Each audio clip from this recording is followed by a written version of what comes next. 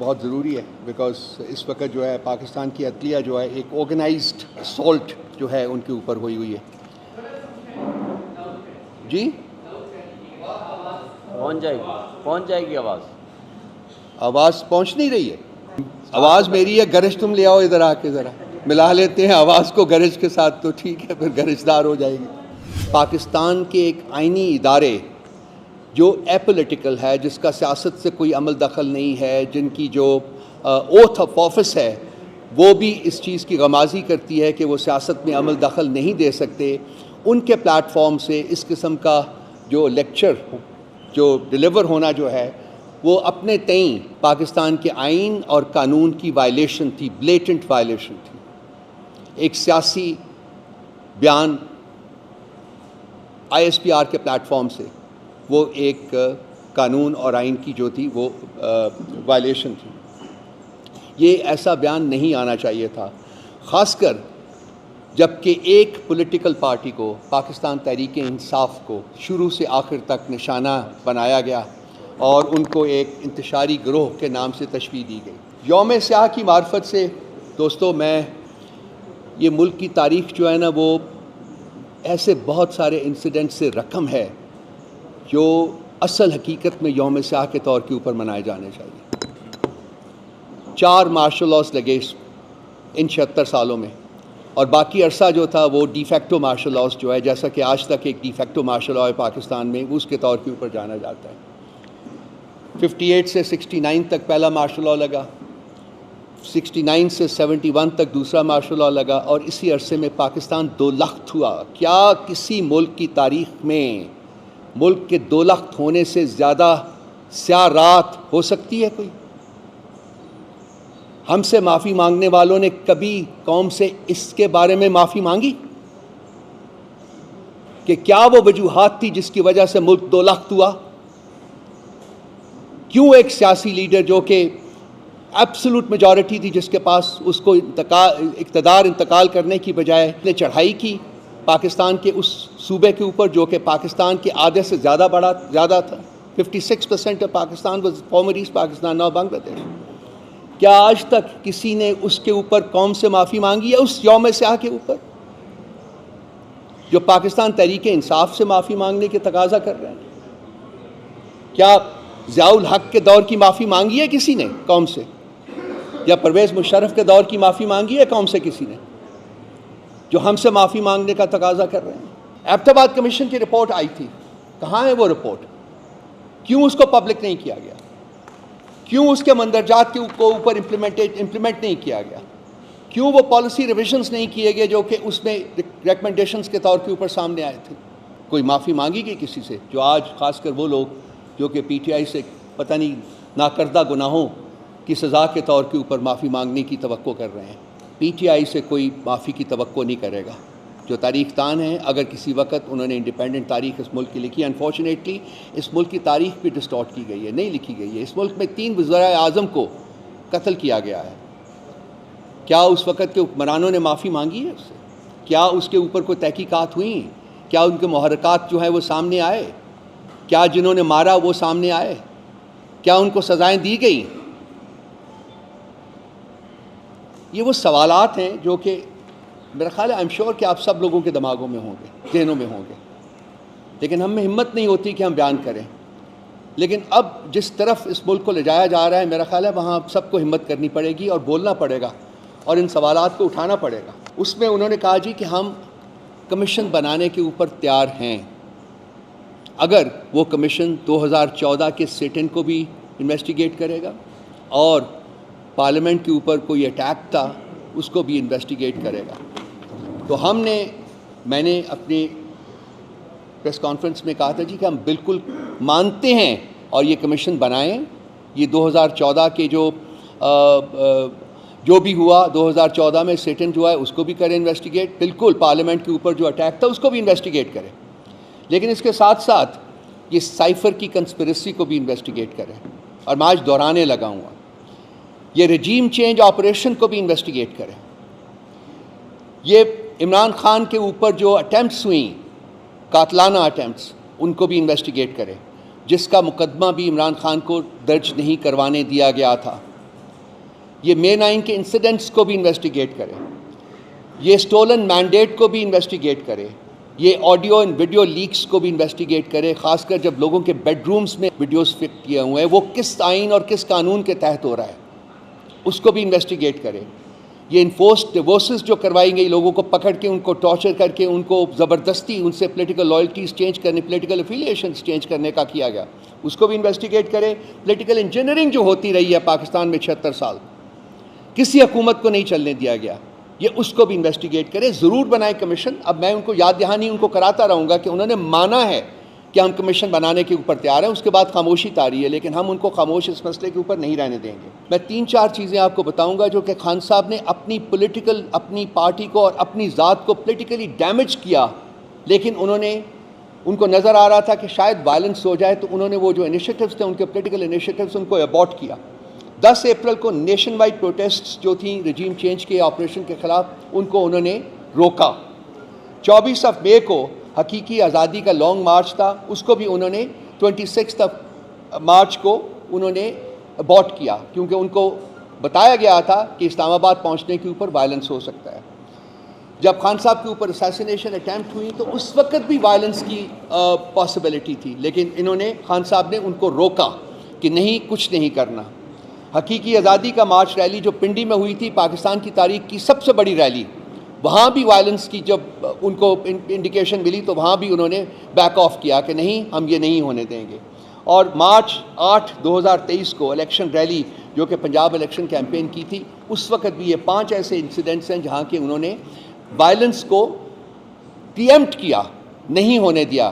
اگر وہ نہ کرتے تو وائلنس ہو سکتا تھا. بغیر سوچے, بغیر سمجھے اور بغیر ڈیٹا ہوئے اگر صرف آپ ایلیگیشنز لگائیں گے تو پھر ریبٹلز آئیں گے, پھر آپ سے سوالات ہوں گے, پھر پوچھا جائے گا آپ سے کہ آپ کا کانٹیکٹ کیا رہا ہے 76 سالوں میں. آج ہم پوچھ رہے ہیں اور ہم پوچھتے رہیں گے.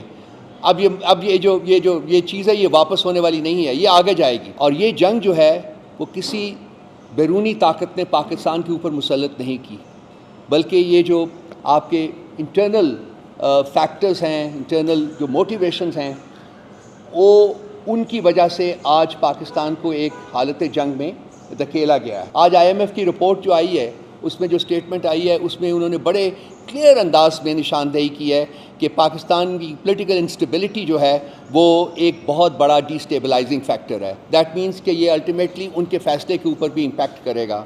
ہمارے کچھ انتہائی برادرانہ اور دوست ممالک کے دوست جو پاکستان آ رہے تھے, وہ وہاں بھی ان کے وزٹ کو بھی ڈیلے کیا گیا ہے. یہ ڈیلے انہوں نے خود کیا ہے, ہم نے نہیں کیا, انہوں نے کیا, لیکن وہ بھی آبویسلی کو وجوہات ہوں گی جس کی وجہ سے اس وزٹ کو ڈیلے کیا گیا ہے. اور پاکستان کی جو پولیٹیکل انسٹیبلٹی ہے اس ملک میں, وہ ان میں سے سب سے امپورٹنٹ وجہ ہے جو ہمیں نظر آتی ہے.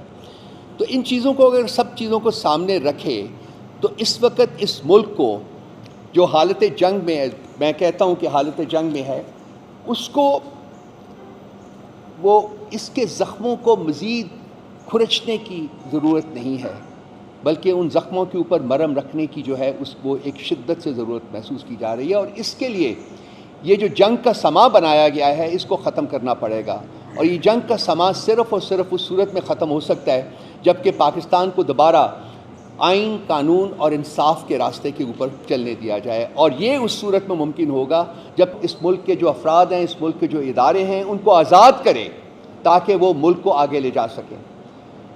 میں آخر میں کچھ 2-4 باتیں اور کروں گا, لیکن میری جو اس وقت خواہش ہے اور میں چاہوں گا کہ اس کو آپ ضرور براڈ کاسٹ کریں, وہ یہ ہے کہ یہ ملک جو ہے اس وقت اس کو ہیلنگ ٹچ چاہیے اور اس کے زخموں کے اوپر مزید نمک پاشی نہیں ہونی چاہیے, کیونکہ یہ ملک بہت کمزور ہو چکا ہوا ہے. یہ بہت انفیبلڈ ملک ہے اس وقت. یہ ملک اکنامک کیپٹو ہے اس وقت.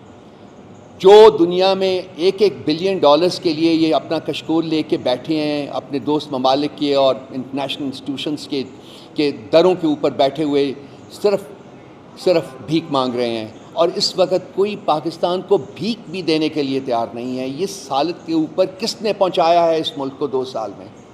کیوں پہنچایا ہے؟ کیا ان کے مقاصد ہیں؟ لیفٹیننٹ جنرل طارق خان نے ابھی ایک آرٹیکل لکھا ہے, آپ کی نظر سے گزرا ہوگا. وہ انہوں نے بالکل کلیم کیا ہے with data and other factors کہ Pakistan is being push towards denuclearization. That means کہ جی آپ کے جو نیوکلیئر ایسٹس ہیں ان کو کمپرومائز کرنا پڑے گا. آپ اپنے ملک کے ایسٹس تو بیچ رہے ہیں. ہر ایسٹ اس وقت جو ہے وہ اپ فار سیل ہے, ہر ایسٹ, تاکہ آپ 1 2 3 بلین ڈالرز اور اکٹھے کر کے ملک کو اور 2 4 6 مہینے کے لیے چلا سکیں. لیکن یہ ملک نہیں چلے گا ایسے, یہ نہیں چل سکتا ایسے. سو ہماری استدعا جو ہے صاحب اقتدار لوگوں سے صرف یہ ہے that they should take a step back and think about the country. ملک کے بارے میں سوچیں اور دیکھیں کہ کیا وہ غلط فیصلے ہیں جو انہوں نے کیے ہیں اور کیا وہ غلط فیصلے ہیں جو کہ وہ کیے جا رہے ہیں, اور ہر گزرنے والا دن جو ہے وہ فردر پرپیچویٹ کر رہے ہیں ان فیصلوں کو. یہ پرپیچویشن کا پروسیس اگر جاری رہا تو ملک جو ہے وہ کھوکھلا تو ہو چکا ہوا ہے, وہ خدا نہ کرے وہ بالکل جو ہے وہ ڈس فنکشنل ہو جائے گا. اور وہ سٹیج ہوگی جب کہ آپ کے پاس کچھ جو ہے نہیں رہے گا بیچنے کو, کچھ نہیں رہے گا گروی رکھنے کو. اور پھر جیسا کہ جنرل طارق خان نے لکھا ہے, شاید یہ ڈی نیوکلرائزیشن کی طرف جائے اور شاید اور بھی بہت کچھ آپ کو کرنا پڑے. سو ایک پوٹنٹ ذہن کا تقاضا یہ ہے کہ آپ اس سٹیج کے اوپر پہنچنے سے پہلے ری تھنک کریں اور سوچیں کہ کیا وہ فیکٹرز ہیں جنہوں نے ہمیں یہاں پہنچایا ہے اور کس طریقے سے ان فیکٹرز کو ریورس کیا جا سکتا ہے تاکہ ملک آئین قانون اور انصاف کے جو تقاضے ہیں ان کے مطابق فنکشن ہو سکے. میں ریکویسٹ کروں گا اپنے دوست کہ وہ آج جو اسالٹ ہو رہا ہے جوڈیشری کے اوپر, اس سلسلے میں آپ کو آگاہ کریں. عمران خان صاحب کے ساتھ جب میری ملاقات ہوئی ویری نیکسٹ ڈے, انہوں نے رؤف صاحب کی بڑی تعریف کی, انہوں نے بڑے بہترین طریقے سے اس کا جواب آپ کو دے دیا تھا. لیکن بات یہ ہے کہ مجھے یہ بتائیں, یہ ہماری فوج ہے, عمران خان کی فیملی, بلکہ انہوں نے مجھے خود کہا میکسیمم یا فوج میں ہیں یا بیوروکریسی میں ہیں. ہم ان سے محبت کرتے ہیں, وہ ہمارے ملک کی خاطر جانے دیتے ہیں. ووٹ کی پرچی آپ نے دیکھ لی 8 فروری کو پبلک نکلی, یہ الگ بات ہے.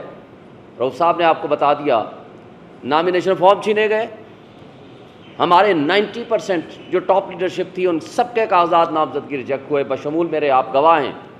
میں آپ میڈیا کے دوستوں کو ساتھ لے کر گیا ان کرپٹ بیوروکریٹس کے پاس جو ریٹرننگ آفیسرز بنائے گئے تھے چیف جسٹس آف پاکستان نے, جن کے خلاف ہم نے پٹیشن فائل کی تو ہمارے ہی خلاف الٹا کانٹمپٹ پروسیڈنگ شروع کر دی گئی. میں آپ کے میڈیا کے دوستوں کو لے کر گیا, لاسٹ ڈے تھا, میں نے کہا جی تینوں حلقے اسلام کے 46 47 48 میں نے کاغذات جمع کرائے تھے. میں نے کہا کوئی آبجیکشن ہے تو مجھے بتا دیں, میں اس کو فلفل کروں. تینوں 47 46 48 کے ریٹرننگ آفیسر نے کہا کہ آپ وہ آدمی ہیں جس کے خلاف کوئی آبجیکشن نہیں ہے, اور آپ گواہ اس بات کے رات 12 بجے کس طریقے سے میرے کاغذات پہ ریجیکٹ کر دیے گئے. لیکن اس بات کو ہم آگے چلتے ہیں, بلے کا نشان چھین لیا, اور نہ صرف بلے کا نشان چھینا, اس کے ساتھ میرے سمیت ہمارے ورکرز کے خلاف FIRیں کٹیں. یہ میری کانسٹیٹوئنسی ہے جہاں ہم بیٹھے ہوئے ہیں. آپ کے تقریباً 100% میڈیا ہاؤسز وہ ہیں جو میری کانسٹیٹوئنسی میں آتے ہیں, اور یہ ریڈ زون کا سارا ایریا اور 70% دیہات بھی. میں دعوے سے کہتا ہوں, آپ بتا دیں, آپ سارے دوست گواہ ہو اس بات کے, کون سے پولنگ اسٹیشن میں گئے اور جہاں سے میں ہارا ہوں, یا وہ کٹ پتلی جیتا ہو. لیکن ہم ہار گئے, ہرایا گیا ہمیں, ہم تو جیت گئے. اور اسی طرح تینوں حلقے اسلام آباد کے اور باقی جو کچھ بھی ہوا. کسی تہذیب یافتہ جمہوری ملک میں عوامی انقلاب ووٹ کی پرچی کے ذریعے ہوا کرتا ہے, اور وہ ہو گیا. رات کے 12 بجے وہ چیف الیکشن کمشنر جو سہولت کاری کرتا ہے مسلم لیگ نون کی اور لندن ایگریمنٹ کی, وہ رات کو 12 بجے کہیں چلا جاتا ہے. یہ بھی آپ نے ہمیں بتایا, ہم تو نہیں تھے وہاں موجود. اس لیے میں کہتا ہوں آپ کی انٹیلیجنس بہت اسٹرانگ ہے. وہ کسی مخصوص جگہ پہ جاتے ہیں اور جب 3 گھنٹے بعد واپس آتے ہیں تو رزلٹ پہلے رک جاتا ہے اور اس کے بعد چینج ہونا شروع ہو جاتا ہے. میں آج بھی سوال کرتا ہوں کہ آپ اس کے بارے میں بتائیں, آپ کہاں گئے تھے اور کیوں آپ نے ان ریزلٹس کو چینج کیا یا کرایا. اور اسٹیبلشمنٹ کے وہ صحافی جو اپنے آپ کو اسٹیبلشمنٹ کے قریب ترین سمجھتے ہیں, آپ ان کی اوور آل اسیسمنٹ پبلک میں یا ٹی وی میں بیٹھ کے لے لیں, یا آپ خود ان سے انفرادی طور پر پوچھ لیں کہ کیا رزلٹ تھا. مجھے ایک میرے دوست نے, میں بتائے بغیر, کیونکہ جس طرح صحافیوں کو یہ حق حاصل ہے کہ وہ اپنا سورس نہ بتائیں, لہٰذا میں اپنے ایک دوست صحافی مشہور جرنلسٹ اور اینکر پرسن کی بات بتانا چاہتا ہوں نام لیے بغیر. اس نے کہا جی میں جب گیا مجھے کہا گیا سب روک دیں. میں احتیاطاً چلا گیا چیک کرنے کے لیے کہ ریزلٹس کا مسئلہ کیا ہے, کیوں روک دیے ہیں. وہ جو رزلٹ کمپائل کر رہے تھے میں نے ان سے پوچھا جی کیا مسئلہ ہے. انہوں نے بڑے گھبراتے ہوئے کہا جی 2/3 میجورٹی سے زیادہ لیڈ کے ساتھ پی ٹی آئی جیت چکی ہے اور ہمیں کہا گیا ہے کہ آپ رزلٹ روک دیں. ہم مجبور ہو گئے ہیں رزلٹ روکنے پہ. خیر یہ الگ بات ہے. مجھے یہ بتایا جائے کہ یہ آپ کی اگر رپورٹ تھی, اور پھر خان صاحب نے بھی اس کے بارے میں اس دن ہمیں بتایا 7 تاریخ کو جب ہماری ملاقات ہوئی, آپ کہتے ہو کہ جی آپ بنا دیں کمیشن. ضرور بنائیں. کس نے منع کیا آپ کو؟ خان صاحب نے کہا کہ میں بالکل پیش ہونے کے لیے تیار ہوں 2014 کا. لیکن ساتھ انہوں نے یہ بھی کہا کہ پی ٹی آئی کے زمانے میں 2 دھرنے ہوئے مولانا فضل الرحمان کے, جو انہوں نے کہا کہ ہماری کس کس سے بات ہوئی تھی, وہ بھی آپ کے آن ریکارڈ کر لیں. کس کس سے دھرنے میں بات ہوئی اور کس کس نے کیا کیا ان کے ساتھ وعدے کیے اسٹیبلشمنٹ کے. اور اس کے ساتھ 2 مسلم لیگ نون اور پیپلز پارٹی کے لوگوں نے بھی یہاں جلوس لے کر آئے. ہم نے تو ایک سنگل ایف آئی آر نہیں کاٹی. یعنی ایک دھرنے سے تو آپ کو تکلیف ہے, ضرور کریں, اس میں کمیشن سے ہم انکاری نہیں ہیں, مگر باقی دھرنے اور باقی جلوس. اور پھر کیا آپ ایک سپر سیاسی پارٹی ہیں؟ اگر آپ ایک سپر سیاسی پارٹی ہیں اور سیاست کو آپ نے ریگولیٹ کرنا ہے کہ کون دھرنا آئندہ دیا کرے گا, کون احتجاج کیا کرے گا اور کون لانگ مارچ کیا کرے گا, تو پھر آپ ایک پالیسی سٹیٹمنٹ یا آئین میں ترمیم کر کے اپنے آپ کو ایک سپر پولیٹیکل پارٹی ڈکلیئر کرا دیں تاکہ آپ کے پاس اس کا بھی جواز اور حق موجود ہو. مجھے روف بھائی دیکھ رہے ہیں, اس کا مطلب ہے کہ وہ مجھے کہنا چاہتے ہیں میں مختصر کروں, اس لیے میں اب اپنی بات کو صرف ٹو دی پوائنٹ بات کروں گا. اب میں آگے چلنا چاہتا ہوں کہ اس وقت سب سے پہلا مطالبہ میں chief justice Lahore high court سے کروں گا کہ آپ کے لاہور کے وکلاء کے مسائل کو حل کرنا آپ کی سب سے پہلی اور بنیادی ذمہ داری ہے, اور آپ حل کریں.